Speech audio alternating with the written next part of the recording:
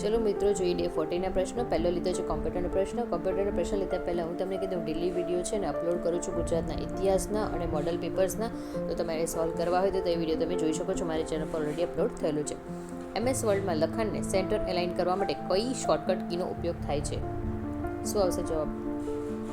તો કે control E. કે કંટ્રોલ ઇન છે લખાણને પેજના મધ્યમાં લાવવા માટે વપરાય છે. કંટ્રોલ L એટલે લેફ્ટ બાજુ, કંટ્રોલ પ્લસ R એટલે રાઈટ બાજુ, અને કંટ્રોલ પ્લસ છે એટલે જસ્ટિફાઈ એટલે બંને બાજુ સમાંતર કરવા માટે વપરાય છે.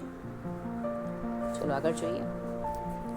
ગુજરાતના મેળાઓ. તરણેતરનો મેળો ગુજરાતના કયા જિલ્લામાં ભરાય છે જે તેની રંગબેરંગી છત્રીઓ માટે જાણીતો છે? તો કે સુરેન્દ્રનગર. સુરેન્દ્રનગર જિલ્લાના થાનગઢ પાસે તરણેતરનો મેળો ભરાય છે. આ મેળો તેને ભરત ભરેલી છત્રીઓ અને હુડો નૃત્ય માટે વિશ્વભરમાં પ્રખ્યાત છે અને તે ભગવાન શિવ ત્રિનેશ્વર ના મંદિર પાસે યોજાય છે. આગળ જોઈએ. કોમ્પ્યુટર માટે ફંક્શન કી.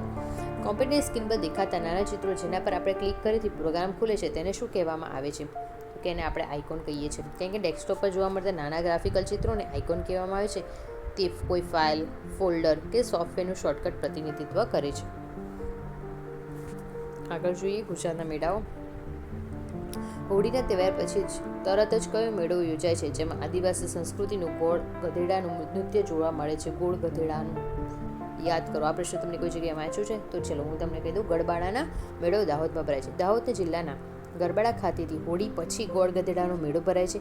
આ મેળામાં એક થાંભલા પર ગોળ પોટલી બાંધવામાં આવે છે અને તેને યુવકો તેને લેવા માટે પ્રયત્ન કરે છે, જે એક સાહસિક પરંપરા છે. ચલો આગળનો પ્રશ્ન જોઈએ. અંતિમ પ્રશ્ન. જે નીચેનામાંથી કઈ મેમરી વોલ્ટાઇલ એટલે કે પાવર બંધ થતાં જ તેમાંથી ડેટા ભૂસાઈ જાય છે? તો કે રેમ. રેમ એટલે રેન્ડમ એક્સેસ મેમરી. રેમ છે એ અસ્થાયી મેમરી છે. જ્યારે કોમ્પ્યુટર બંધ કરો તો ત્યારે તેમાં રહેલો ડેટા જતો રહે છે, અને જે રોમ છે એ સ્થાયી છે એટલે નોન વોલેટાઇલ મેમરી છે. તમને આ વિડીયો ગમ્યો હોય તો પ્લીઝ લાઈક, શેર, સબસ્ક્રાઈબ કરવાનું ભૂલતા નહીં. Thank you so much.